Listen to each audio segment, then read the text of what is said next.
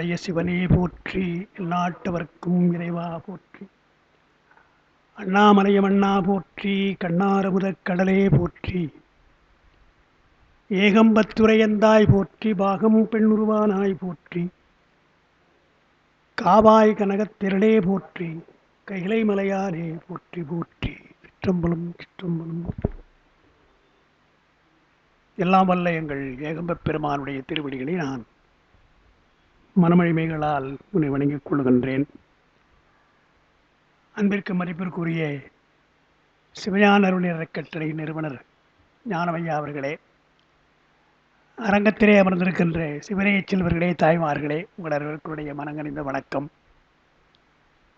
4ஆம் தந்திரம் திரு அம்பலச்சக்கரம் என்ற பகுதியில் 70 மந்திரம் நாம் பார்த்திருக்கிறோம். 71 இன்றைக்கு நாம் தொடங்கணும். 70வது மந்திரம் நம்முதல் ஓர் 5 நாடும் கருமங்கள், அம்முதல் 5 அடங்கிய வல்வினை, முதல் உள்ளே தெளிய வல்லார்களுக்கு தம் முதலாகும் சதாசிவன்தானே என்ற அந்த பாடலை நாம் பார்த்திருக்கிறோம். உங்களுக்கு அதை குறிப்பில் கொடுத்துருப்பாங்க. நகாரம் முதலாக என்ற 5 எழுத்து மந்திரத்தில் அதாவது தூல பஞ்சாட்சரத்தை பற்றி சொல்லுகிறார். அதில் ஆன்மாவிற்கு பயன் விளைவது என்பது நம்முடைய வினையால் தான்.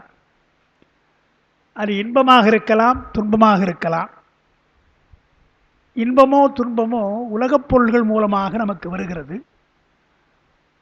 உலகப் பொருள்கள் என்று சொல்லாமல் அதை 3 வகையாக ஆதி பௌதிகம், ஆதி ஆன்மீகம், ஆதி தெய்வீகம் என்று 3ஆக சொல்கிறாங்க. பௌதிக பொருளினாலே நமக்கு இன்பமோ துன்பமோ வரலாம். பிற உயிர்கள் மூலமாக, ஆன்மாக்கள் பிற உயிர்கள் மூலமாக, விலங்கு போன்ற உயிர்கள் மூலமாக நமக்கு இன்பமோ துன்பமோ வரலாம். தெய்வ குற்றமாக இருந்தால் நேர்ந்து கொண்டு உரிய காணிக்கை செலுத்தாமல் நாம் மறந்து போனாலோ அல்லது தள்ளி போட்டாலோ ஆதி தெய்வீகம் அது நம்மை வருத்தும் என்கிறார்கள். தமிழில் தெய்வத்திற்கு அணங்கு என்று ஒரு சொல் உண்டு. பொதுவாக அணங்குன்னா பெண்களை குறிக்கும். அணங்கு என்றால் பெண் தெய்வம் என்றும் சொல்லுவாங்க. பொதுவாக பெண் தெய்வத்திற்கு அணங்குன்னு சொல்கிற வழக்கம் உண்டு. இருந்தாலும் இந்த அணங்கு என்றால் வருத்துதல்னு அர்த்தம். வருத்துகின்ற தெய்வம், அது நாம் செய்த தவறுக்காக தண்டிப்பது. அப்படி ஒருக்கின்ற தெய்வம் உண்டு என்று நாம் சொல்கிறோம். ரொம்ப நாகரிகமாக சொல்கிற பொழுது விநாயகரை நாம் அப்படி சொல்கிறோம். அதாவது விக்கினத்தை விளைவிப்பான், நீங்கள் அவனை வணங்கவில்லை என்றால் உங்களுக்கு இடையூறு நேரும் என்று சொல்வதே ஒரு வகை துன்பம் தானே. எடுத்த காரியம் முடியவில்லை என்றால் அதை தடை செய்கிறான், தடை செய்கின்ற ஒரு தெய்வம் என்று சொல்கிறோம் இல்லையா. அதே போல் அணங்கு என்றால் வருத்துகின்ற தெய்வம் என்று உண்டு, வரம் கொடுக்கின்ற தெய்வம் என்று உண்டு என்று நாம் 2 வகையாக சொல்கிறோம். அதனால் அந்த ஆதி தெய்வீகம் என்பது குற்றங்கள் செய்தால் அதற்காக தண்டிப்பது. சிலப்பதிகாரத்தில் சதுக்க பூதம் என்று ஒன்று சொல்கிறாங்க. சதுக்கம் என்றால் 4 சாலையும் சேருகின்ற இடம். அது 4 சாலை சேருகின்ற இடம் சொல்லுவாங்க. அந்த சதுக்கம் அங்கே நடுவில் ஒரு பூதம் இருக்குமா, அங்கே அந்த காலத்தில் சொல்கிறாங்க. தவறு செய்கின்றவளை அந்த பூதம் அடித்து புடைத்து சாப்பிட்ருமா. அப்படி அந்த மாதிரி இப்போ ஒரு சதுக்கு பூதம் அமைச்சோம்னா ஒருத்தரும் தெருவில் போக முடியாது, அந்த பக்கமே போக மாட்டான் இல்லையா. சிலப்பதிகாரத்தில் அப்படி சதுக்கபுரத்தை சொல்லி அது ஏன் சொல்கிறாருன்னா, இளங்கோவடிகள் கோவலன் ரொம்ப கருணை உள்ளமுடையவன். அவனுடைய ஏதோ ராவணனை போல ஏதோ ராவணனாவது இன்னொரு மனைவியை விரும்பினான். இவன் மாதவியை விரும்பி தன்னுடைய மனைவியை மறந்து போனான். அது அந்த காலத்தில் வழக்கம் இல்லை. பரத்தையர் பிரிவு என்று இருந்திருக்கிறது, இல்லாமல் இல்லை. ஆனால் அங்கேயே இருந்து விடுவது கிடையாது. இடையிலே கொஞ்ச நாள் போய் பின்னால் எங்கே சொந்த வீட்டுக்கு திரும்பிவிடுவாங்க. அதுதான் அந்த காலத்தில் அனுமதிக்கப்பட்ட ஒன்றாக இருந்தது. ஆனால் இளங்கோவடிகள் சிலப்பதிகாரத்தில் கோவலன் போனவன் விடுதலறியா விருப்பினனாக இருந்தான், விடுதலறியா விருப்பு, அவளை விட்டு பிரிய முடியாமல் இருந்தான்.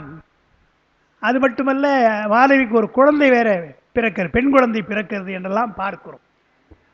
அதனால் மணிமேகலை, அதனால் அவனை தவறாகவே சொல்லுவாங்க, கோவலன் பண்பில்லாதவன் சொல்லுவாங்க. அந்த ஒன்று அந்த காலத்திலே அப்படி அவன் கலை விரும்பியவன் கோவலன்.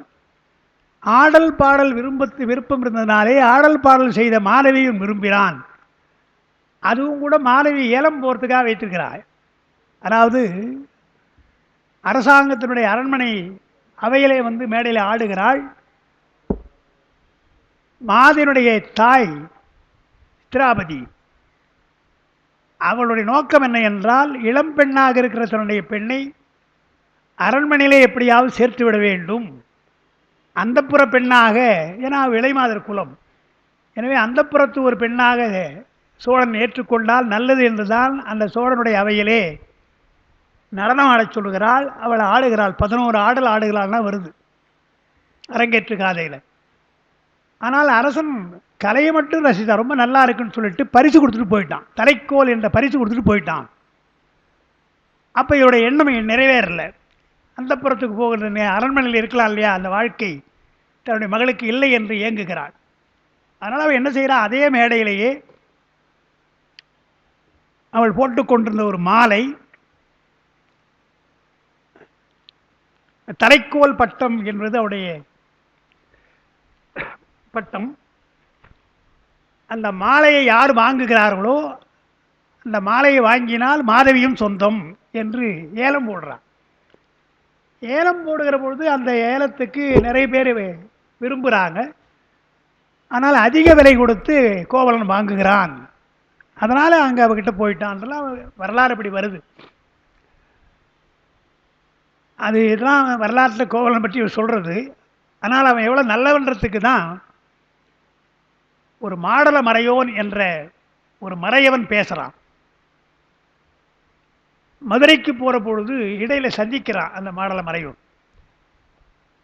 என்னப்பா நீ எவ்வளோ பெரிய ஆள், ரொம்ப கருணை உள்ளவன் அல்லவா நீ, உனக்கு எப்படி நாட்டை விட்டு அல்லது ஊரை விட்டு போக வேண்டியதாகி போச்சு, உன்னால் மனைவியோடு அடுத்த ஊருக்கு போய் பிழைப்பு நடத்துகின்ற அளவுக்கு உனக்கு வறுமை வந்து விட்டதா என்று சொல்கிற பொழுது, இம்மை செய்தன யானறி நல்வினை, என்னை பொறுத்தவரை இந்த பிறப்பில் நீ நல்லதான் செய்த, உண்மை பயன்கொள், முன்னே செய்த ஒரு பயன் தவறோ பாவமோ இப்படி மனைவியோடு நீ போகிறாயேன்னு அவன் சொல்கிறான்.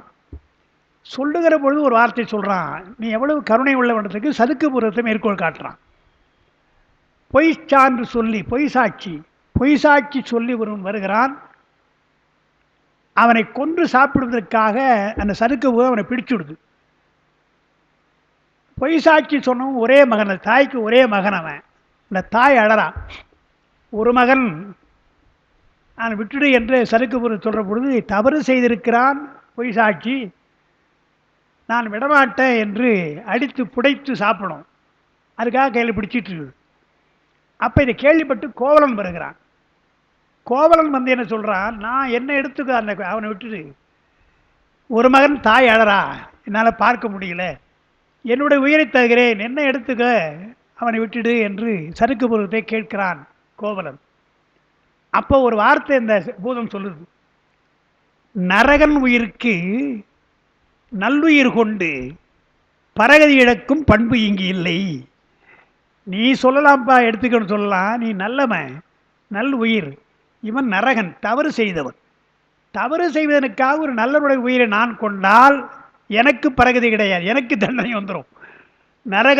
நரகன் உயிருக்கு நல்லுயிர் கொண்டு பரகதி இழக்கும் பண்பு இங்கில்லை என்று சொல்லி அந்த சதுக்கு போது அவரை புடைத்து சாப்பிடுதுன்னு சொல்கிறாங்க. அப்படி ஒரு உயிருக்காக உயிரையே கொடுக்க போனாய் அல்லவா என்றெல்லாம் பூதம் போன்ற தெய்வங்கள் எல்லாம் தண்டிக்கின்ற தெய்வங்களாக இருந்தது என்று பார்க்கிறோம். இப்பொழுது போல அல்ல. பழமொழி சொல்கிறோம், அரசன் அன்று கொள்வான், தெய்வம் நின்று கொள்ளும்னு இப்போ சொல்கிறோம்.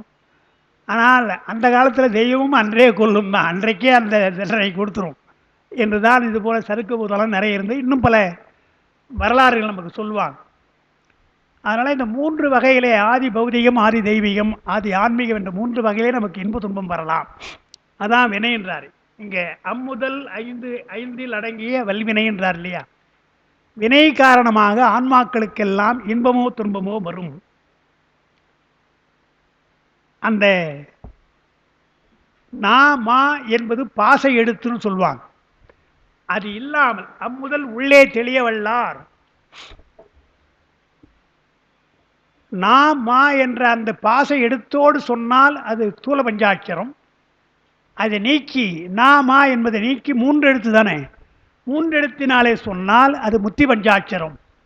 அப்படி தெளிய வந்தால் தம் முதலாகும், உயிர்களுக்கெல்லாம் முதலாக இருக்கின்ற பெருமான் அவன் சதாசிவன், அவன் தலைப்படுவான், உயிர்களுக்கு தலைப்படுவான் என்று ஸ்தூல பஞ்சாட்சரம் கூடாது, சூக்கு பஞ்சாட்சரமாக நாம் ஓத வேண்டும். அது தகுதி இருந்தால்தான் ஓத வேண்டும். நாம் அது போன்ற வாழ்க்கை வாழ்ந்தால்தான், பாசத்தினாலே ஈர்க்கப்படாமல், உலகியல்ல நமக்கு ஈர்க்கப்படாமல் இருந்தால் முத்தி பஞ்சாட்சரம் என்று ஓதலாம். உலகியல்ல பற்று வைத்துக் கொண்டு முத்தி வேண்டும் முத்தி வேண்டும் என்று கேட்டால் அது போலியாகுமே தவிர உண்மையாகாது என்றுதான் அந்த பாட்டில் அவர் சொல்கிறார். சிவஞான போதம் தான் அவங்க எடுத்து காட்டியிருக்கிறோம். சிவஞான போதத்தில் உராத்துணை தேர்த்து என பாசம் உருவ தன்னிடலாம் பதி விதி என்னும் அஞ்செடுத்தே என்று உங்களுக்கு அந்த குறிப்பில் இருக்கும். சிவஞான போதத்தில் முத்தி பஞ்சாட்சரம் ஓதுவது முறை என்று சாத்திர முறைகளை சொல்லுகிறார் மெய்கண்டார். அது உராத்துணை தேர்த்து என்றால் காணல் நீர் போல, ஊராத தேர் என்றால் அது காணல் நீர். பழைய தமிழை நீங்கள் பார்த்தீங்கன்னா சிலவற்றை ரொம்ப அழகாக சொல்லுவாங்க. வஞ்சி என்று சொன்னால் வஞ்சி பூ அல்லது வஞ்சி மரம் இருக்குது, வஞ்சினா பெண் என்று இருக்குது, வஞ்சி என்றால் நகரம் இருக்குது. வஞ்சி தலைநகர், சேர நாட்டுக்கு வஞ்சி தான் தலைநகரம் அந்த காலத்தில்.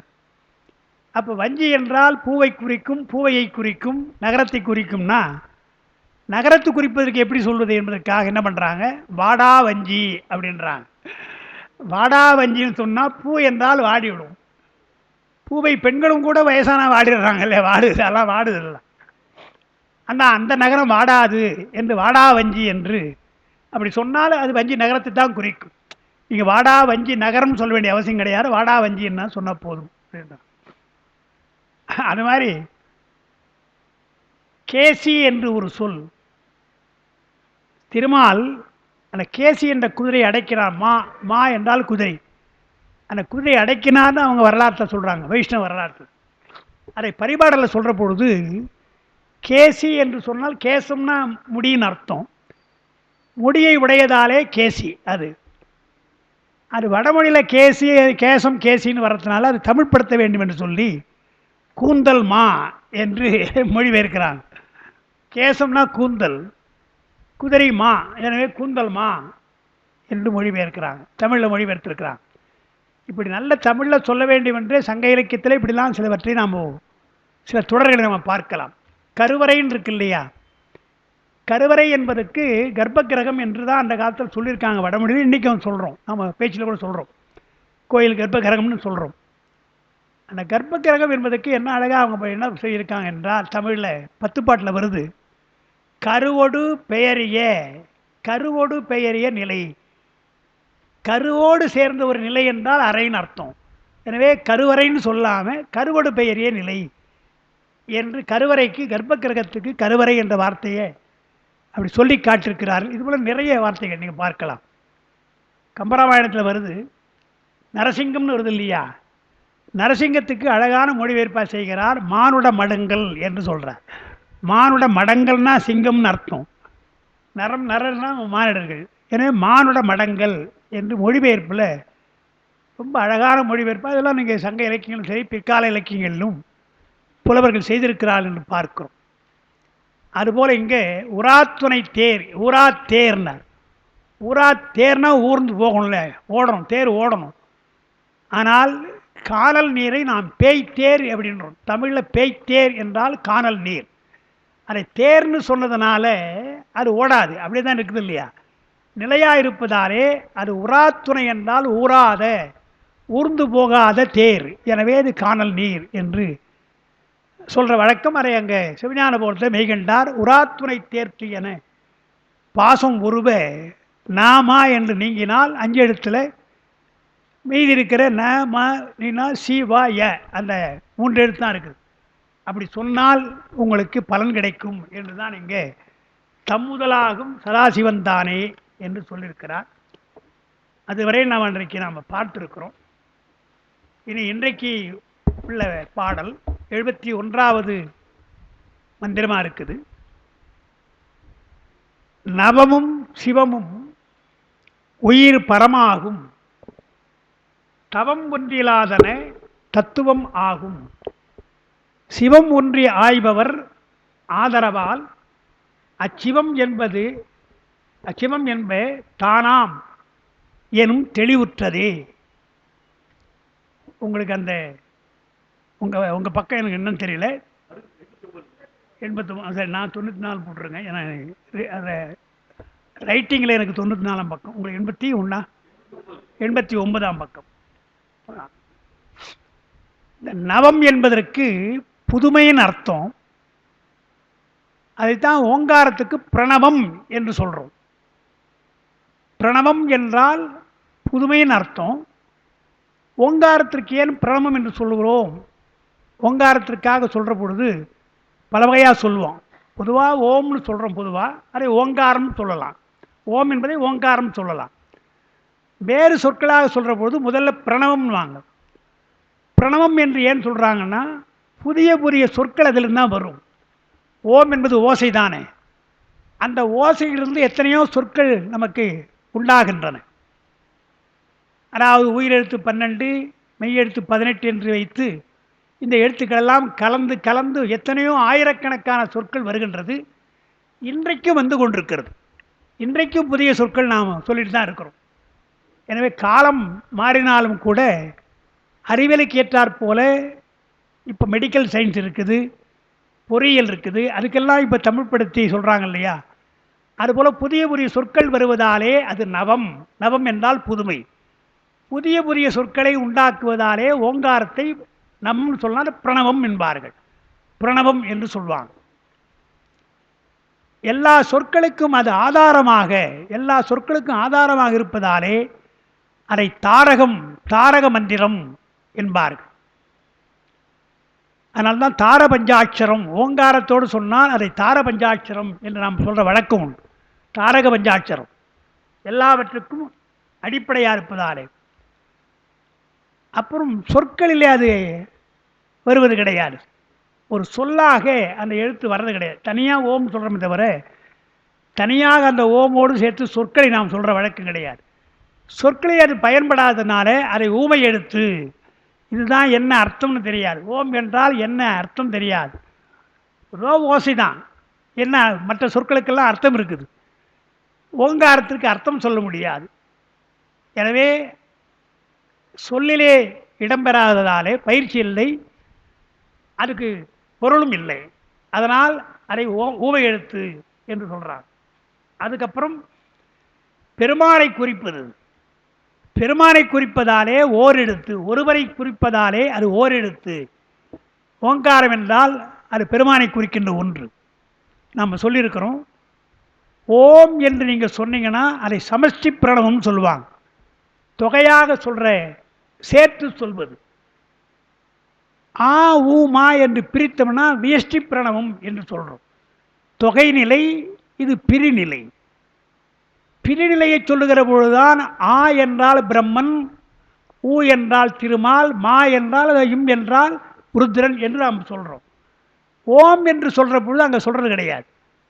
ஓம் என்று மொத்தமாக சொன்னால் அது பெருமானைத்தான் குறிக்கும். எனவே சமஷ்டி பிரணவம் பெருமானை, சிவபெருமானைத்தான் குறிக்கும். வியஷ்டி பிரணவமாக சொன்னால் அது அந்தந்த தெய்வத்தை குறிக்கும் என்று நாம் சொல்லியிருக்கிறோம். இதில் அதனால்தான் எம்பிரான் ஓர் எழுத்தேன்பார் திருமூலர். அசபையை பற்றி சொல்கிற பொழுது எம்பிரான் ஓர் எழுத்து, எம்பிரானுக்குரிய ஓர் எழுத்து என்று அவர் சொல்லுவார். அந்த ஓரெழுத்து என்பது உலகியலை நோக்குகிற பொழுது ஓங்காரம், அருளியலை நோக்குகிற பொழுது சிகாரம் என்று சொல்வார். பெருமானை நோக்கி நாம் முத்து பஞ்சாட்சரம் போல பெருமானை அடைய வேண்டும் என்று நீங்கள் எண்ணினால் அங்கே ஓரெழுத்து என்பது சி தான். அது மகாகாரண பஞ்சாட்சரம் என்று நாம் சொல்கிறோம். உலகியலை நோக்கி நீங்கள் சொன்னீங்கன்னா அந்த ஓம் என்று அர்த்தம். அங்கே உலகியலில் ஓம் என்று அர்த்தம். அதனால் இங்கே நவம் என்றால் பிரணவம், அதை நவம் என்றே கூற. நவமும் சிவமும், சிவ என்ற மந்திரம். ஓம் சிவ சிவ அது மந்திரம் தானே, அத சிவமும். பிரணவமும் சிவமந்திரமும் என்னும் இரண்டுமே உயிர் சிவமாதற்குரிய சாதனம். முக்கியமான வரியா சொல்றார். நவமும் சிவமும் உயிர் சேர்ந்தால் பரமாகும், மேலான ஆன்மாவாக அது அடையும் என்றால் சிவமாம் தன்மை பெறும். பசுத்துவம் நீங்கி சிவத்துவ தன்மை பெறும். அப்போ ஓம் சிவ சிவாயே என்று யா ஆன்மாவை குறிக்கும். முத்தி பஞ்சாட்சரத்துக்கு முத்தி பெற வேண்டும் என்ற ஆன்மாவிற்கு சிவாய.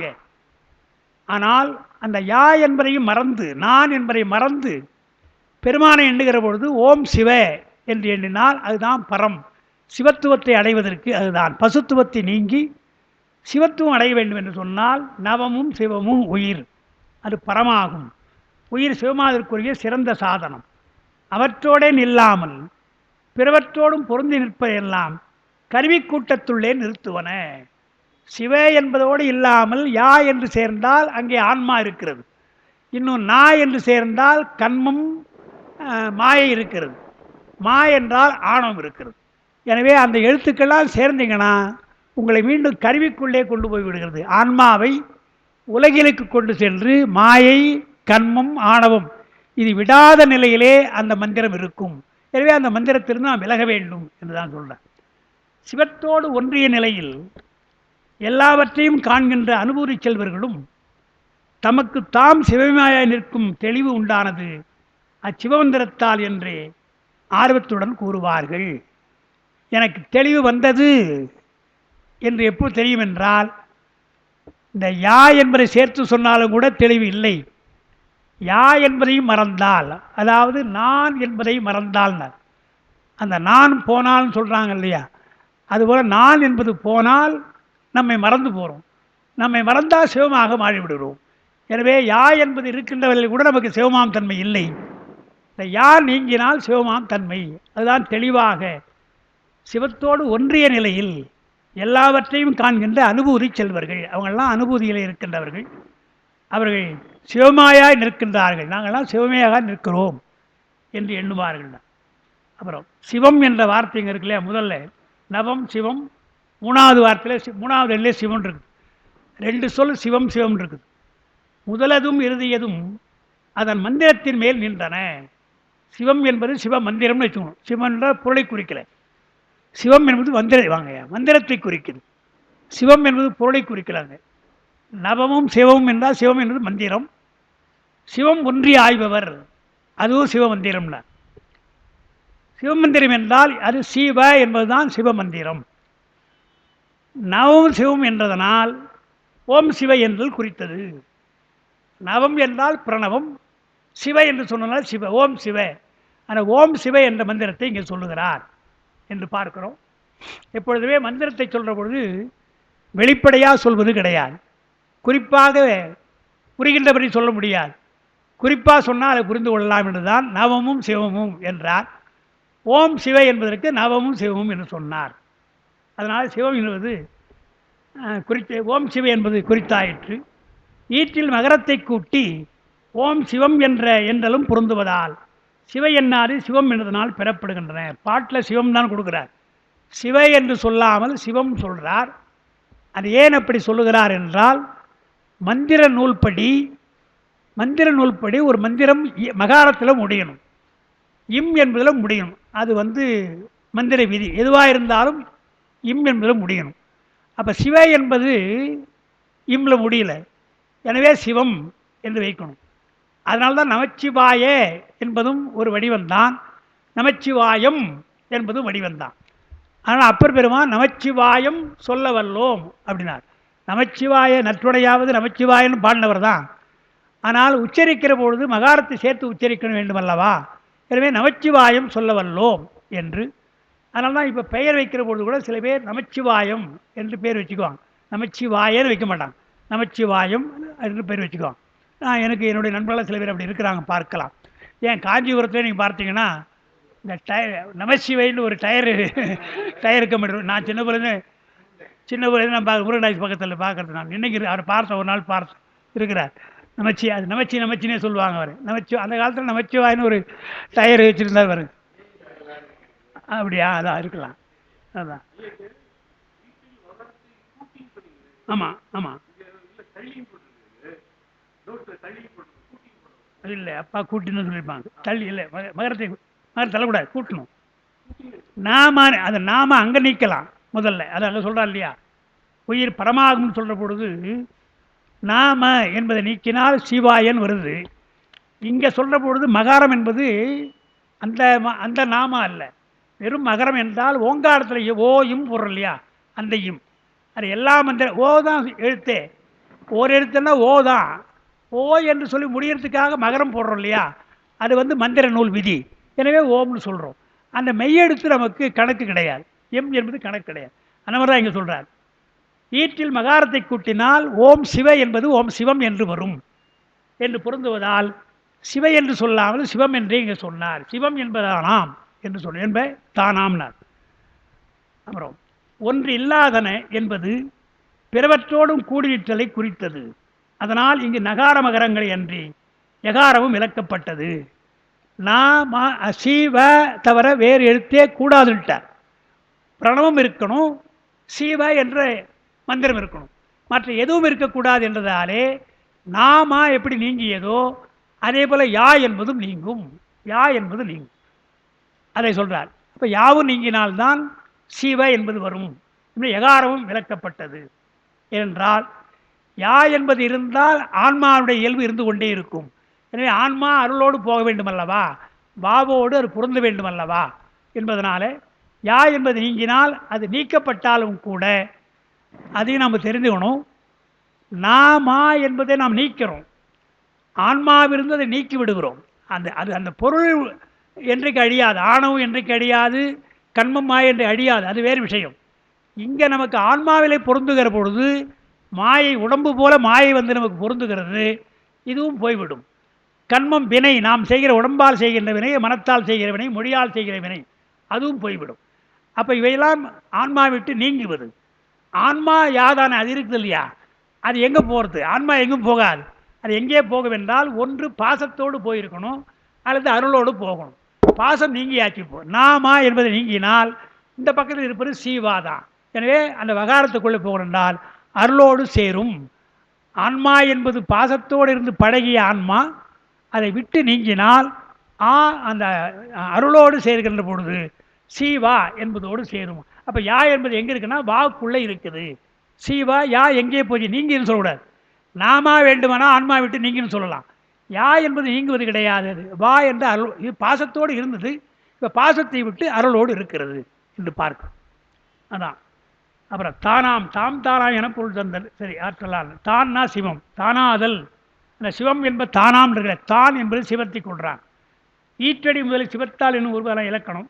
மேற்கூறி வந்த 3 எழுத்து மந்திரத்தினும் இந்த 2 எழுத்து மந்திரம் சிறப்புடைத்தாதல் இதனுள் கூறப்பட்டதாம். 50 எழுத்தே என்பது முதலாக இதுகாரம் திரு 5 எழுத்தின் பெருமை விரித்து கூறினார் என்று ஒரு பகுதி முடிக்கிறான். திரு 5 எழுத்தினுடைய பெருமையை 948 இது 967, ஏறக்குறைய 19 பாட்டு இருக்குமா, அந்த 20 பாட்டு, ஏறக்குறைய 20 பாட்டு திருவந்தை 5 எழுத்தை பற்றி சொல்லியிருக்கிறார். முன்னே சொன்னதெல்லாம் 3 எழுத்து தான் சொன்னார். இப்போ நமக்கு நாமே பார்க்கிறோம், தெரிஞ்ச விஷயம்னா தூல பஞ்சாட்சரத்தை முதல்ல நாம் ஓதுகிறோம். அதை விட சிறந்தது சூக்கு பஞ்சாட்சரம் என்று நாம் சொல்கிறோம். அதை விட சிறந்தது முத்தி பஞ்சாட்சரம் என்று நாம் சொல்கிறோம். இன்னும் போக போக காரண பஞ்சாட்சரம், மகா காரண பஞ்சாட்சரம் சொல்ல போகிறோம் இல்லையா. அதனால் ஆரம்ப நிலையிலே தூல பஞ்சாட்சரம், விசேட தீட்சை பெறுகின்ற பொழுது அது சூக்கு பஞ்சாட்சரம், நிர்வாண தீட்சை பெறுகின்ற பொழுது முத்தி பஞ்சாட்சரம் என்று ஒரு படிநிலை வைத்திருக்கிறோம். அதோடு இல்லாமல் அந்த யாவும் நீங்க வேண்டும். ஏன்னா முத்தி பெறுவதற்காக முயல்கின்ற வரை அந்த யா வேண்டும். அருள் பெற்ற பின்னால் அங்கே அருளுக்குள்ளே அடங்கினால் யா என்பது அங்கே இல்லை. எனவே சிவ என்பது தான் இருக்கிறது. அது ஓங்காரம் பொதுவாக இருக்கின்ற பிரணவம். அதை சேர்த்து ஓம் சிவ என்பது தான் 3 எழுத்தை காட்டிலும் 2 எழுத்து சிறந்தது என்றால் ஆன்மா இன்னும் உயர்ந்த நிலையை பெறுகின்றது. சிவாய என்று சொன்னால் அருள் பெறுகின்ற நிலையில் இருக்கிறது, சிவை என்று சொன்னால் அருள் பெற்ற நிலையிலே இருக்கிறது என்று வித்தியாசம் நமக்கு தெரிஞ்சுக்கணும். ஓம் சிவாய என்றால் அருள் பெறுகின்ற நிலை, யா வாவை சார்ந்திருப்பதாலே அருளை பெறுகின்ற நிலை. ஆனால் அந்த யா நீங்கினால் வாக்குள்ள போவதாலே அருள் பெற்ற பின்னால் யா அங்கே இல்லை, அருள் பெற்ற நிலையில் இருக்கிறது என்று பார்க்க. அதுதான் நம்ம இயல்பாக சொல்கிறோம் இல்லையா. கோயிலுக்குள்ளே போனீங்கன்னா சிவாயன்னு இருக்காது, சிவன் தான் இருக்கும். என்றால் ஆன்மா பெருமானை அருளை நோக்கி போகிறது அல்லவா. அப்போ பசுத்துவம் நீங்கி அங்கே கொடிமரத்திலேயே பலிபீடத்தில் ஆணவத்தை எல்லாம் பலி கொடுத்து விட்டு நாம் பசு தன்மை நீங்கி சிவகரங்களாக போகிறோம். அருளை சேர்வதற்காக போகிறதுனால கோயிலுக்குள்ளே சிவ யா இருக்கக்கூடாது என்று சிவை என்று தான் வைத்திருப்பாங்க. அது சாதாரணமாக தெரிஞ்ச விஷயம். அதுதான் இங்கே சொல்கிறார். 3 எழுத்தை காட்டும் 2 எழுத்துன்றார்.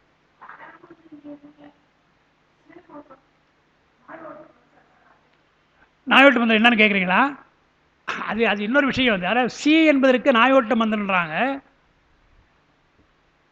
அது சில பேர் என்ன நினைக்கிறாங்க, நாயை ஓட்டுவதற்காக தானே சீச்சின்னு, ஒரு நாய் வந்துடுச்சுன்னா சீச்சின்னு சொல்கிறோம் இல்லையா, அதைத்தான் நாயோட்டு மந்திரம்னு சொல்கிறாங்கன்னு பொதுவாக சொல்லுவாங்க. அது பெரிய தப்பு இல்லை, அது அவசரமாக சொல்கிற ஒரு முடிவு. நாயை ஓட்டுவதற்காக சீன்னு சொல்கிறோம் இல்லையா, அதைத்தான் இங்கே சி என்று சொல்கிறார், ஒரே எழுத்தாக சொல்கிறார். அது இப்போ சித்தர் பரிபாஷையில் அப்படி சொல்லலாம். நாயோட்டு மந்திரம் என்றால் சி என்று சொல்வதாலே சி சிவத்துக்கு தான். என்ன சார், சிவம் எவ்வளோ பெரிய பரம்பொருள், அதை குறிக்கின்ற சி என்ற சொல்ல நாயோட்டு சொல்லாமா என்று கேட்டால் அதான் அவசரப்பட்டு சொல்கிறாங்க. நாயோட்டுதல் என்றால் நாயை ஓட்டுறதில்லை, தன்னை ஓட்டி கொள்ளுதல். நாய் போல தன்னை ஓட்டி கொள்வது தான் சி யா நீங்கி விட வேண்டும். சீவனாக இருப்பவன் சிவனாவரன் சொல்கிறோம் இல்லையா, சீவனாக இருக்கின்ற அந்த தன்மை போக வேண்டும் என்றால் உன்னை நீ ஓட்டு. முதல்ல நீ நாய் போன்றவன், இழிவானவன். எனவே நாய் ஓட்டுவது போல நீ போயிடு, உன்னை எண்ணாதே, உன்னை எண்ணக்கூடாது, சிவனைத்தான் எண்ண வேண்டும் என்பதற்காகத்தான் அந்த நாயோட்டு மந்திரம் என்ற சொன்னார். அந்த நாயோட்டு மந்திரம் என்றால் நாயை ஓட்டுவதல்ல, நான் என்பதை ஓட்டுதல். நான் என்பதை ஓட்டுதல் தான் நாயோட்டு மந்திரம் என்று அவங்க பின்னால் உரையில் எழுதியிருக்கிறாங்க ஒன்று. அதனால் பரிபாஷையில் சி என்று நமக்கு வரதை பாருங்க, நாயோட்டு மந்திரம். அதாவது அதையும் சொல்லணும். அதாவது தமிழில் சி என்ற சொல்லுக்கு இழிவுன்னு அர்த்தம், இழிவுன்னு அர்த்தம். இல்லை நெடில்ல சி என்றால் இழிவு, அதனால தான் சிசின்றோம். சிசின்னா சிசி சினிமையை தவிர என்றோம். சிசி இவையும் சிலவோ பலன்னு நம்ம திருவம்பாயில் பாடுறார். சி என்றால் இழிவு அல்லவா, இழிவை குறிப்பதற்கு சிசின்னு சொல்கிறோம், நல்லா இல்லைன்னு சொல்கிறதுக்கு சிசின்னு சொல்கிறோம். ஆனால் அந்த சி என்ற ஒரு எழுத்து இருக்கு இல்லையா, அது பெயர் சொல், வினைச்சொல் அல்ல, இடைச்சொல் அல்ல, அது பெயர் சொல். சி என்பதற்கு இழிவுன்னு அர்த்தம். அதனால்தான் மாணிக்க வாசகர் சி ஏதுமில்லாதன்னு சொல்கிறார் பாருங்க. சி ஏதுமில்லாத என்னை ஆட்கொண்டான், என் நாயனை ஆட்கொண்டான் இல்லையா. சி என்றால் எனக்கு எவ்வளோ இழிவு இருக்கிறது, அந்த இழிவையெல்லாம் போக்கிவிட்டு என்னை ஆட்கொள்கிறான் என்று பார்க்குறோம். அதனால் சி என்ற எழுத்து இழிவை குறிக்கின்ற ஒரு சொல் தான். அதுதான் சின்னு சொல்லுவாங்க. சி சினிமையை தவிர அது இப்போ சீச்சின்னு ஆகிப்போச்சு, சீச்சின்னு ஆகிப்போச்சு வார்த்தைகள். அதனால் சீவன் என்பது இழிவு தானே, சி என்பது இழிவு. அந்த நெடிலாக சொன்னால் ஆன்மாவை குறிக்கிறது, சீவனை குறிக்கிறது. குறிலாக சொன்னால் சிவத்தை குறிக்கிறது. எனவே தான் குமரகுருவர் பாடுறார், அவருடைய பிரபந்தத்தில் பாடுறார். திருவாரூருக்கு போகிற பொழுதே ஊரில் குறுகினேன், என்னுடைய குருவை பார்ப்பதற்காக அந்த ஊரில் கமலை திருவாரூர் அங்கே போகிறேன். ஊரில் குறுகினேன், குறுகிய உடனே ஒரு மாத்திரை என் பேரில் குறுகினேன். பின் ஒரு மாத்திரை பேரில் குறுகினேன் என்றால் சீவன் என்பது 2 மாத்திரை, நெடில் சி 2 மாத்திரை, சி ஒரு மாத்திரை. எனவே பேரில் குறுகினேன் என்றால் சி என்பது போய் சி என்று வந்திருக்கிறது என்று சொல்கிறார் இல்லையா. அதைத்தான் அங்கே சொல்கிறார். நாயோட்டு மந்திரம் என்றால் சி என்பதை நீக்கிவிட்டு சிவத்திற்குள்ளே போக வேண்டும் என்பதுதான். சரி, அதனால் அந்த 2 எழுத்து மந்திரம் என்று ஓம் சிவ என்பது முடிகிறது. இனி அதற்கு அடுத்தது கூடிய எட்டுமா அதானே?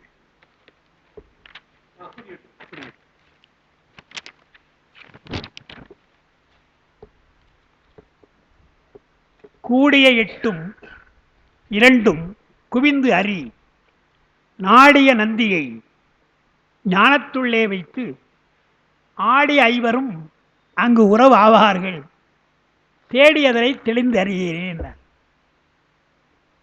5 பேர் சொல்ற பொழுது 5 புலன்கள் பொறிகள் தான். அது நமக்கு பகைதானே தவிர உறவில்லை. நம்மோடு கூட இருந்தே கெடுக்கிறதா தானே, உடம்போடு இருந்து கெடுப்பது தானே. புலன்களும் பொறிகளும் தவறான வழிக்குத்தான் கொண்டு செல்கின்றன. எனவே அவர்களை பெரியவர்கள் வேடர்கள் என்று சொன்னாங்க. ஐம்புல வேடரின் அயர்ந்தனை வளர்ந்து என்று மெய்கண்டார். 5 புலன்களும் வேடர்கள் என்றால் மறைந்து கொள்பவர்கள். வேடரெல்லாம் மறைந்து கொள்பவர்கள். அதுபோல மறைந்து உன்னை அழிக்கிறது என்று பார்க்கிறோம். இன்னும் அதுக்கு நெருப்புன்னு சொல்கிறாங்க, யானைன்னு சொல்கிறாங்க, ஒருமைகள் ஆமை போல அடக்கணும்னு சொல்கிறாங்க. இதெல்லாம் நிறைய ஐம்புல அடக்கத்துக்கு நிறைய சொல்கிறாங்க. இங்கே என்ன சொல்கிறார் நமக்கு தெரியும். ஞானசம்பந்தர் பாடுறாருலே ஒரு பாட்டு, எல்லாம் தெரிந்த பாட்டு. ஊனில் உயிர்ப்பை ஒடுக்கி, அந்த பாட்டு தெரியும். ஊனில் உயிர்ப்பை ஒடுக்கி ஒன் சுடர் ஞான விளக்கினை ஏற்றினார். உங்களுக்கு கொடுக்கப்பட்ட பொறிகள் உடம்பு. ஊன் என்றால் உடம்பு. அந்த ஊனில் உயிர்ப்பு என்றால் பிராணம். பிராணம் அது பிராணவாயு. நாம் சொல்கிற பிராணாயாமம்னு வைத்துக்கலாம். அதை பிராணம்னா உயிர் தான், பிராணம் தான், அது பிராணாயாமம். யோகத்தில் உடம்பை நாம் முதல்ல அடக்கிறோம். யோகத்தில் முதல்ல நமக்கு இயமம் நியமம் ஆசனம் 3 சொல்லுவாங்க. இந்த 3 உடல் சம்பந்தப்பட்டது. எதை நீக்க வேண்டுமோ மது போன்றவற்றெல்லாம் நீக்க வேண்டும், அது இயமம். பின்பற்ற வேண்டியது என்றால் அது நியமம். காலையில் எழுதல், வழிபாடு செய்தல் போன்றவர்கள் நியமங்கள், அது செய்ய வேண்டியது. விலக்கியன விதித்தன 2 சொல்கிறார். விலக்கியன ஒழிதலும் விதித்தன செய்தலும்னார். விலக்கியன விதித்தனன்னு சொல்ல, விலக்கியன ஒழிய வேண்டும்னார், விதித்தன செய்ய வேண்டும்னார். அப்போ என்ன அர்த்தம்? விலக்கியன செய்தாலும் தப்பு, விதித்தவற்றை செய்யாவிட்டாலும் தப்பு. இது நாம தான் சொல்கிறாரு. சார் செய்யாத ஒரு விஷயத்தை நீங்கள் எப்படி சார் சொல்லலாம்? நான் தான் விட்டுட்டேன், எனக்கு விட்டுரு, நான் அதுக்கு வரல இதுக்கு வரல, என்ன விட்டுருன்ற இல்லையா? அது எப்படி விட்டுற முடியும்? உனக்கு என்று ஒரு கடமை இருக்கு இல்லையா? எல்லாருக்கும் ஒரு கடமை இருக்கு இல்லையா? தந்தையாக, கணவனாக, மகனாக எல்லாம் கடமை இருக்கு இல்லையா? அந்த கடமை நான் செய்ய மாட்டேன்னு சொன்னா எப்படி? வரையறை செய்யப்பட்ட கடமை. அதனால தான் புறநானூற்றில் ஈன்று புறந்தறுதல்னா ரொம்ப ஜாக்கிரதையாக பாடியிருக்காங்க. அந்த அம்மா பொன்முடியார்னு பெண்பார் புலவர்னு சொல்கிறாங்க. பெரும்பாலும் பெண்பார் புலவன்றாங்க. பெறுவது மட்டும் தாய்க்கு கடமை அல்ல, பெற்று காப்பாற்றணும் இல்லையா? குழந்தைகளை காப்பாற்றணும் இல்லையா? பெற்று போட்டுவிட்டு போயிடுறாங்க இல்லையா? அது கூடாதுன்ற. பெறுவது மட்டுமல்ல, பெற்று காப்பாற்ற வேண்டும். ஈன்று புறந்தறுதல் என் தலைக்கடனை என்னார். சான்றோன் ஆக்குதல் தந்தைக்கு கடனை. ஒவ்வொருக்கும் ஒரு கடமை சொன்னார் இல்லையா? அந்த கடமையை செய்யவில்லை என்றால் அது தவறு. நான் சொல்றது திருவள்ளுவர் ஒரு புதிய சமுதாயத்தை தான் சொன்னாருங்க. அவரை பொறுத்தவரையில் சங்க காலம் சரியான காலம் அல்ல. அவருக்கு சங்க கால தமிழருடைய வாழ்க்கை சரியான வாழ்க்கை அல்ல. என்றால் அவருடைய காலத்தில் போர், எப்பொழுதுமே போர், ஒருவனுக்கு ஒரு சண்டை போட்டுட்டே இருந்தான்னு தெரியும். வள்ளுவர் காலத்துக்கு முன்னே சங்க காலத்தில் பார்க்குறோம். இப்போ சேர சோழ பாண்டியர்னு சொல்கிறோமே, இந்த மூவேந்தர்கள் ஒன்றா இருந்தாங்களான்னா ஒருத்தனும் ஒன்றா இல்லைங்க. தப்பித்தவரி பார்த்தா ஒரே ஒரு பாட்டு தாங்க இருக்குது. ஔவையார் பாடின பாட்டு ஒன்று. ஒரே ஒரு பாட்டில் தான் புறநானூற்றில் 3 பேரும் ஒன்றா இருந்திருக்காங்க. 3 பேரும் ஒன்றா இருந்து மட்டும் ஆச்சரியப்பட்டு பாடுறாங்க. அந்த அம்மா ஔவையார் பாடுறாங்க, இந்த காட்சி எவ்வளோ அழகாக இருக்குது, 3 பேரும் பார்க்குறது நல்லா இருக்கு இல்லையா? இப்படியே இருங்க, அடுத்தவன் அவங்களை கெடுக்க பார்ப்பான் 3 பேரையும். அவங்களை ஏன்னா ஏதிலார் பொதுமொழி, ஏதிலார் பொதுமொழி கொள்ளாது இன்றே போல்கனும் புணர்ச்சி, இப்படியே இரு என்ற நம்ம பாடுறாங்க. என்றால் எங்கேயோ ரொம்ப ரேர் சீன் அது இல்லையா? அது சுந்தர பாட்டில் திருப்பரங்குன்றத்தில் பாடுற பாட்டு தான். திருப்பரங்குன்ற பருவத்தில் அது குறிப்பாக சொல்கிறார் பாருங்க. 3 வேந்தர்கள் ஒன்றாக இருந்தார்கள் என்றால் 8ஆம் நூற்றாண்டு இருந்திருக்கிறாங்க இல்லையா? பிற்காலத்தில் இருந்திருக்கிறாங்க. சேரநாடு சேரமான் பெருமான் என்ன சுந்தருக்கு நண்பராக இருந்திருக்கான்னு பார்க்குறோம். அந்த காலத்தில் சோழர்கள் பாண்டியன் யாரும் நமக்கு தெரியல, வாழ்ந்திருக்கிறார் 8ஆம் நூற்றாண்டு வாழ்ந்திருக்கிறார்கள் தெரியுது. ஏன்னா 9ஆம் நூற்றாண்டுக்கு மேலே சோழர்கள் தான், பாண்டியன் கூட கிடையாது, இருந்திருக்காங்க, ஆட்சியில் கிடையாது. 9ஆம் நூற்றாண்டுக்கு மேலே முழுக்க முழுக்க தமிழ்நாடு மும்முடி சோழனே சொல்லுவாங்க ராஜராஜனை, அப்படி இருந்திருக்காங்க. ஏதோ சில சோழ மன்னர் இருந்திருக்கலாம் பார்க்கிறோம், பாண்டியன் இருந்திருக்கலாம். அந்த மூவருக்கு முன்னாலே நான் பாடுகிறேன் என்று சொல்கிறாருன்னா அது ஒரு பெரிய ஆச்சரியம் தானே, 3 பேரும் ஒன்றா இருக்கிறது. அதுபோல் கிடையாது. இதையெல்லாம் வள்ளுவர் பார்க்கிறார். சூது என்பது அது தப்பு கிடையாது. அன்னைக்கெல்லாம் மது மாது இதெல்லாம் தப்பே கிடையாது, மாமிசம் எதுவுமே தப்பு கிடையாது, எல்லாம் இயல்பாக இருந்திருக்காங்க. இந்த மாதிரி ஒரு சமுதாயத்தை நாம் சொல்லக்கூடாது. இப்போ தேர்தல் கூட நீங்கள் பார்த்தீங்கன்னா அவர் நாம் தமிழர்னு சொல்கிறார்.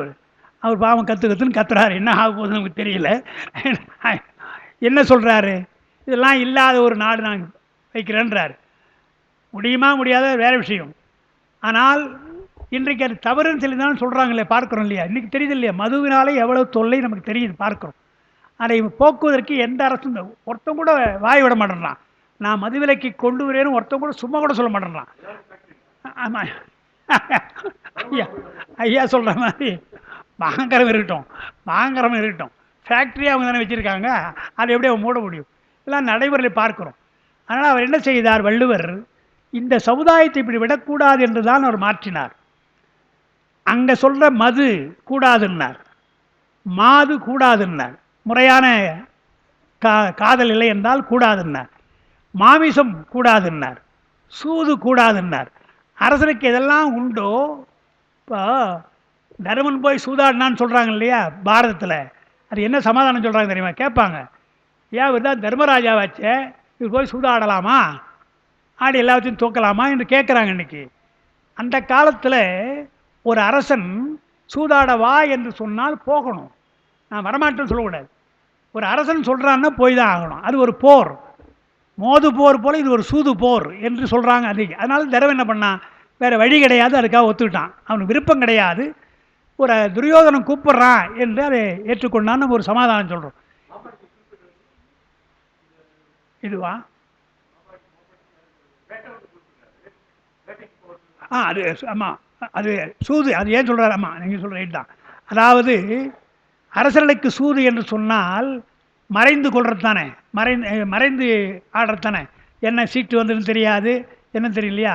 அதுபோல் செஸ் ஆடுறாங்க இல்லையா, அதுபோல் மூளை வளர்ச்சிக்காக பகைவரை எப்படி மறைத்து கொள்ளலாம், எப்படி கொள்ளலாம் என்பதற்கு சூது பயன்படும் என்று மன்னர்களுக்கு அது ஒரு பயிற்சி போல.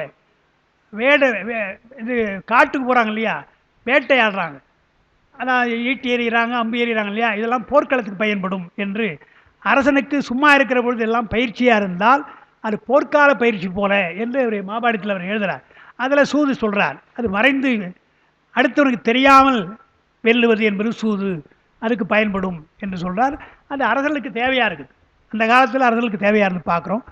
இன்றைக்கு அரசியல்லாம் மாறிப்போச்சு, மக்களாட்சி தான் வந்துடுச்சு, மன்னர் ஆட்சி இல்லாத பொழுது அந்த சிஸ்டத்தை நாம் கொண்டு வர வேண்டாம் என்று தான் வள்ளுவர் தான் செய்கிறாங்க. அதை மன்னர் ஆட்சி வேண்டாம், மக்கள் ஆட்சி தான் அவரே சொல்கிறார். ஆனால் அவர் காலத்தில் மன்னர்கள் இருந்தாங்க, எல்லாமே இல்லை, மன்னர் இருந்தார். மன்னர் ஆட்சி ஒரு தனிப்பட்ட மன்னருடைய ஆட்சி கூடாது, மக்கள் ஆட்சியாக இருக்க வேண்டும் எப்படி சொல்கிறார், நேரடியாக சொல்லாமல் அவர் என்ன சொல்கிறார் தெரியுங்களா, பகை மன்னெல்லாம் உனக்கு நினைக்கிற படை எடுத்து கொண்டு வரான்னு நினைக்கிற, அவன்லாம் படை கிடையாது, அவனை நீ வெல்லலாம். ஆனால் உன்னுடைய நாட்டிலேயே கொடுங்கோல் செய்து உன்னுடைய குடிமக்கள் எல்லாம் அழுதால் அல்லல் பட்டு ஆற்றாது அழுத கண்ணீர் அன்றே செல்வத்தை தேய்க்கும் படையினர். உனக்கு எது படை, மக்களை சரியாக கவனிக்காமல் அழறாங்க இல்லையா, உங்கள் நாட்டில் அழுதால், அதைத்தான் சிலப்பதிகாரத்தில் இளங்கோடி சொல்கிறார். கண்ணகி அந்த ஒரு சிலம்போடு வரா, தலைவிரி கோலத்தோடு வரா, அவன் என்ன சொல்கிறான் பாண்டிய முதல்ல, நீர்வாறு கண்ணை என் முன் வந்தோ யாரையோ நீ மடக்கூடினா, அவருடைய உருவத்தை பற்றிலாம் கவலைப்படலவன், அழுதுகிட்டு இருக்கிறியம்மா, எப்படிமா அழலாம், இந்த நாட்டில் அழலாமா, நீ ஒரு இளம்பெண் அழக்கூடாதல்லவா என்று தான் அழுகைத்தான் முதல்ல பார்க்குறோம் இல்லையா. அதுதான் மக்களாட்சி என்று அவர் தான் வள்ளுவர் இப்படி குடியாட்சி என்பதை அவர் அறிமுகப்படுத்துகிறார்னு பார்க்குறோம். இதெல்லாம் நமக்கு பழைய செய்திகள், அதுக்காக சொல்கிறது 2 காய் 8 வருடக்காக அது கூடிய 8க்காக வந்தது. அதில் கூடிய 8ம் 2ம் குவித்தால் ஆடி ஐவரும் உறவாவார்கள். அதுக்கு 2 பாட்டு சொல்ல எண்ணினேன், வேற ஏதோ பேச ஆரம்பிச்சிட்டோம் அரசியலில். அதாவது திருஞான சம்பந்தர் ஊனில் உயிர்ப்பை ஒடுக்கி ஒன் சுடர் ஞான விளக்கினை ஏற்றின்னு சொல்றார் இல்லையா. அடுத்து என்ன சொல்றார்? நன்புலத்துன்றார். நன்புலம்ன்றாங்க. புலம் என்றால் புலன்களால் வருவது.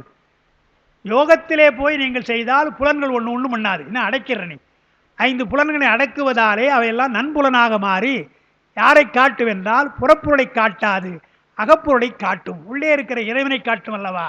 இறைவனை காட்டுகின்ற புலன்கள்லாம் நன்புலம். நன்புலத்து ஏனை வழி திறந்து ஏத்துவார் என்று ஒரு பாடுறார். அங்கேயும் ஊரில் உயிர்ப்பை ஒடுக்கி என்றதில் அந்த நன்புலம் என்ற ஒரு வார்த்தையை சொல்லுகிறான்னு பார்க்கிறோம். அதே போலத்தான் இங்கே ஒரு சொல்கிறார் திருமந்திரத்தில், எல்லாம் உறவாக ஆவார்கள், 5 பேரறிவும் கண்களே கொள்ள என்று சுந்தருக்கு சொன்னார். புலன்கள் எல்லாம் பெருமானை நோக்கிவிட்டு இல்லை, அதுவே அதெல்லாம் நன்புலம்னார். அறிவல்ல, அது 5 பேரறிவுன்னார். அறிவல்ல, புலன்களால் வந்தால் அறிவு தான் நமக்கு வரும். ஆனால் புலன்களால் இல்லாமல் நேரடியாக வந்தால் அது பேரறிவுன்னார். 5 பேரறிவும் பாட்டு நமக்கு தெரியும். அதுபோல் இங்கே 8ம் 2ம் 2 ஆடி ஐவரும் அங்கு உறவாவார்கள், தேடியதை தெளிந்தறியீர், அதை தெளிய வேணும்னார். பார்க்கலாம். அறிவுடையோர் நாடி நிற்கின்ற சிவனை, சிவனைத்தான் நாடுவார்கள். அறிவுடையோர் என்று சொன்னால் சிவனை நாடுவார்கள். பொதுவாக தெய்வத்தை நாடுதல் என்பது இருக்கிறது, அது ஒன்றும் தவறு கிடையாது. தெய்வம் இகழேல் என்றுதான் ஔவையார் சொன்னார். முதல்ல தெய்வத்தை இகழா, தெய்வம் ஒன்று இருக்குன்னு முதல்ல நம்புங்க என்று சொன்னார். அதுக்கு பின்னால் போகிறபோது தான் சிவம், சிவத்தை தவத்திற்கு அழகு, சிவத்தை பேண வேண்டும் என்று சொன்னார். அதனால் அறிவுடையோர் நாடி நிற்கின்ற சிவனை அறிவின்கண் உள்ளவனாக உணர்ந்து, அவன் வெளியிலே கிடையாது, நம்முடைய அறிவில் தான் இருக்கிறான் என்று உணர்ந்து அவ் அறிவை பெறுவதற்கு அகார உகாரங்களின் கூட்டாகிய ஓகாரத்தையாவது அல்லது யகாரத்தையாவது நீயாக மனம் உறங்கி தியானி என்று சொல்லியிருக்கிறார் பாட்டில்.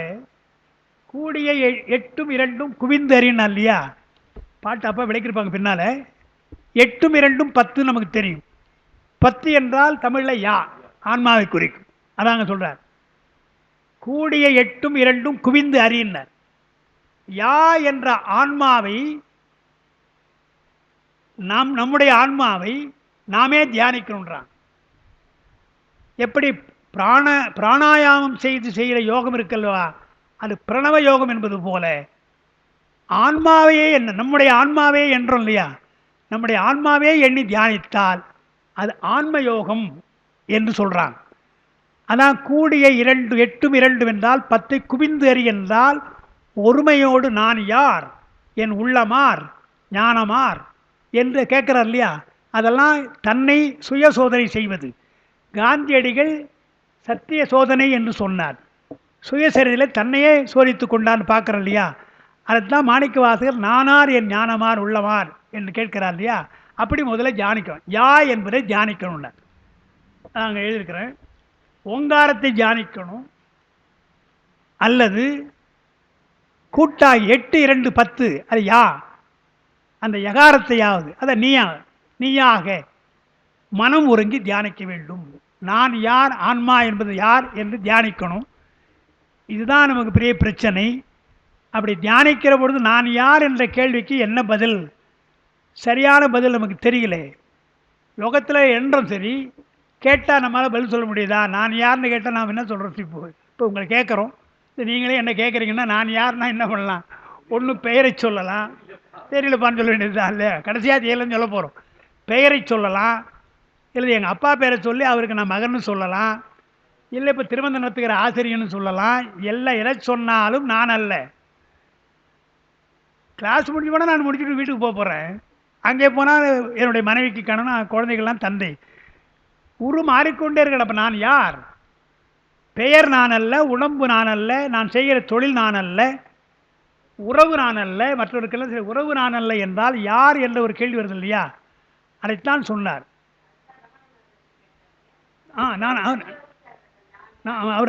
நான் யாரும் புத்தகமே எழுதிக்கிறேன், பார்க்கலாம். நான் அதைத்தான் சொன்னார் மாணிக்க வாசகர். அந்த கேள்விக்கு எங்கே விடை என்று சொன்னால், எல்லாவற்றையும் விட்டு நான் யார் என்று தியானிக்கிற பொழுது பெருமான் உனக்கு உணர்த்துகிறான். சிவஞானபுரத்தை வரும். ஆன்ம பிரகாசம் என்று வரும்.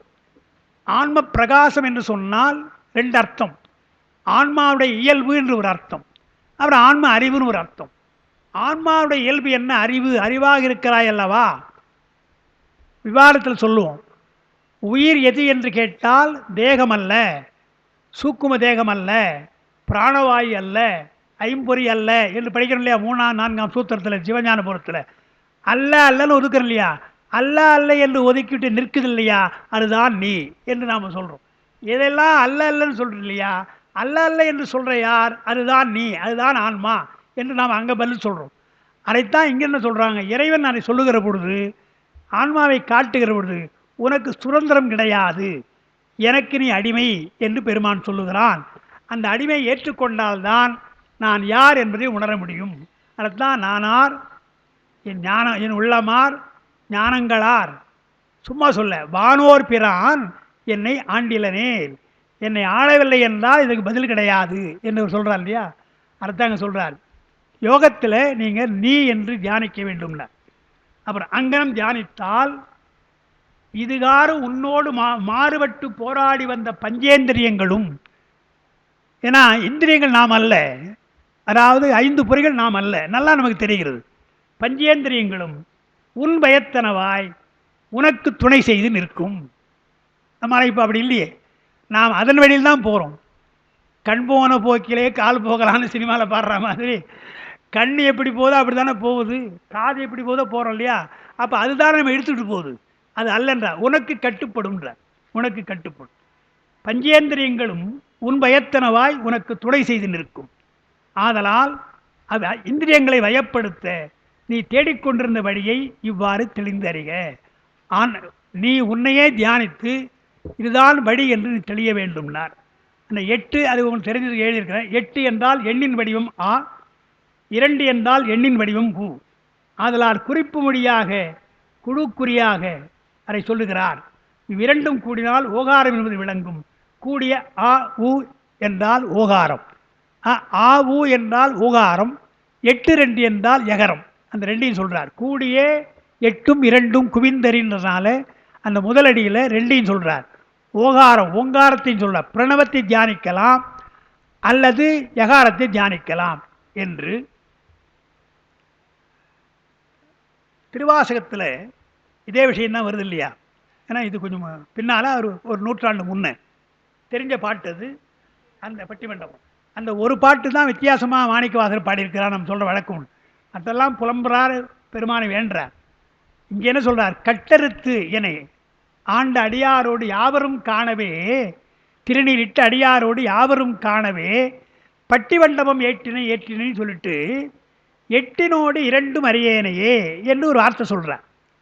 அது பொதுவாக 8னோடு 2ம்னு சொல்லிட்டார். அதுக்கு 4 விளக்கத்தை தருகிறார் திருவாசகத்தில். அப்பா 4 விளக்கம் தர்றாங்க. முதல் விளக்கம் என்ன என்றால், 8 2 என்பது எண். 8 2 கூட்டி சொல்ல முடியுமா ஒன்னால என்றால் எனக்கு சொல்ல முடியாது, கணக்கு தெரியாது. அது முதல்ல. எண் என்பது எனக்கு தெரியாது. சரி, 8 2 என்றால் ஆ ஊ தானே. 8க்கு ஆ தமிழில், 2க்கு ஊ. ஆ ஊ தானே, எழுத்து தானே. அப்போ எழுத்து தெரியுமா என்றால் அதுவும் தெரியாது. அப்போ எண்ணும் தெரியாது, எழுத்தும் தெரியாது.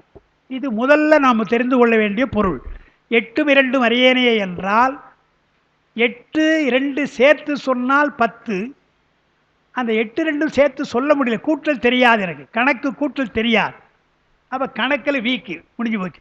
சரி, எழுத்தில் சொல்கிறியா என்றால் ஆ ஊ தெரியுமா? அதுவும் தெரியாது, எழுத்தும் தெரியாது.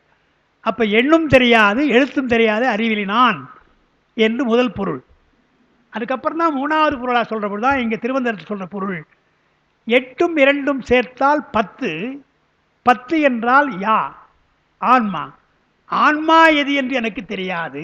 அது 3வது பொருள். 8ம் 2ம் யா என்று சொல்கிறாங்க. 10 10 என்றால் ஆன்மாவை குறிக்கும். ஆன்மா எது, நான் யார் என்று தெரியாது என்று சொன்னார்.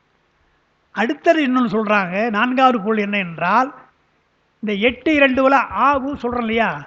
பிரணவத்தை தானே ஆவு நாம் பிரிக்கிறோம்.